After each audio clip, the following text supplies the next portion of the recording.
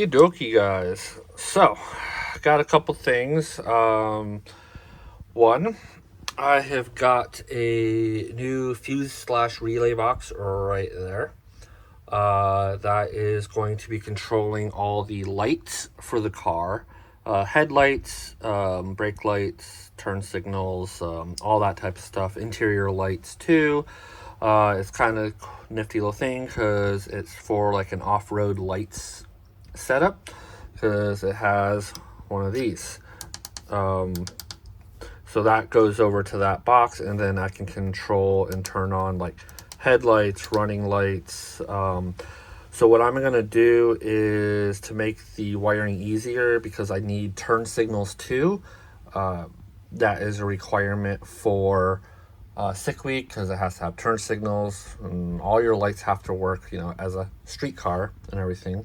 I'm gonna take two, like probably these bottom two, maybe these upper two, I don't know. I'm gonna have like left turn signal, right turn signal, and all that. Then headlights, running lights, and we'll figure out like probably like interior lights and something else. But I got that box mounted in there right there. Still got, and it's pretty simple. It's just got one big power wire. You have your accessory hot wire and a ground. And then from there, you just run all your wires out of that box. It has a little splitter inside. You just put the wire in, screw it down, boom. And that's going to take care of all of that wiring there. Another pretty exciting thing I just got in the mail is my new hydro brake. So this is from Chase Base, as you can see, and it has a Willwood master cylinder on there, and everything. I got it off of eBay. Guy bought it for a project, didn't use it, so hey, we got a deal on it. So we got this, and I already got the plate that it came with welded to this. So then this is gonna go just like that. And yes, it does clear the shifter here. It's not going to interfere with it and all that. So will be still good. It's not going to interfere with my legs. My legs is above it and all that. It does give me a little more room also if I need to move the seat forward, but the seat position is actually in almost perfect position. In fact, if anything, I can probably go back a little bit. Hoping that I got some new lighting. I've got a new camera light up here so that things are a little brighter, and on top of that, I put all new lighting inside the garage, which really helps this thing out. It's so much brighter now. Makes working on this car a lot nicer. As you can see also, wiring, I'm still trying to keep it tidy. Still got to tidy up some of the wires over there. We're going to have to redo some brake lines, of course, proportioning valve, get that thing bolted back up. We got to bolt this thing up right now so that is in its fixed position, and then we're gonna have to figure out the fittings and all that. One really, really nice thing Willwood has is the actual size of the fittings that you need right on this. I don't know if you can't see it from here, but that big knockoff eBay hydro brake I had in here, oh my gosh, it was such a nightmare finding the right fittings. I'm not joking. I probably went through $40 worth of fittings just to find the right ones, because all the information on the internet wasn't even correct, not even close.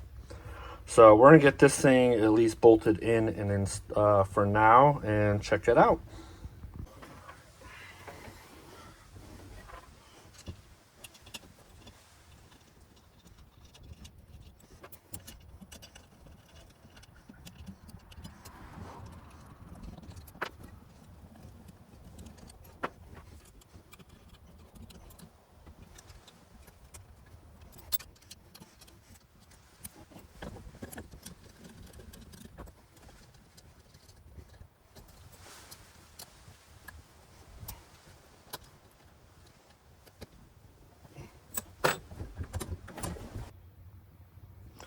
There we go. Now it is installed. It's in a good location. There'll be the back, and I'm right here. So that'll be the first. Oh, I'm gonna have to adjust that. So, yep. I'm gonna have to adjust that a little bit. It's right there. So, what are we gonna do? I think I know what we're gonna do. I think when you pull this off and this is slotted, I think we can take this and move it just a little bit. I did not check for that clearance. I thought we were gonna be fine, but I did not check for that. Although it might not go back all that far once this thing is pumped. I'll pull this back apart. I want to see if this thing can be moved. If it can be moved, then we're fine. I don't have to mess with anything. Okay, there we go. So, much better. We'll be good. Especially once this thing actually is plumbed in and all that. Usually they don't have that much room. And on top of that, we can easily adjust it with this rod on where this thing is going to be located. So I still have room back here, so it can't hit there. So we'll play with it, see where it is, especially once, like I said, this gets actually plumbed in. So that'll do it for now. We're gonna keep plugging as we get parts in, and hopefully here. Oh wait, actually, before we go, let's see. We pulled out the transfer case, pulled that out.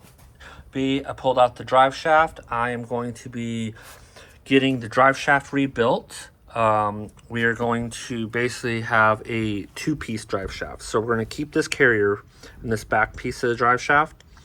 But what's going to happen is we're going to go from here to the front, and this is going to get rid of this middle carrier bearing and that middle U-joint, and this is going to be a single piece. Especially since when I first did the swap and to get it to all-wheel drive, I cut this drive shaft myself. There we go. And welded it and all that just for the proof of concept. And after I was under the car pulling this out, I did realize that I did make a small mistake in my measurements. And the piece here needed to go actually into the transfer case a little bit more. In fact, it needed an inch longer. So I do know, I have a note in there that when I drop this off to the drive shaft people, to make this from tip to end here, make that 1 inch longer, and then we should be fine. So we're gonna get that dropped off here, hopefully within the next week or two, get that made. Yeah, we're just gonna keep plugging away and going at it. Until next time, guys, take it easy.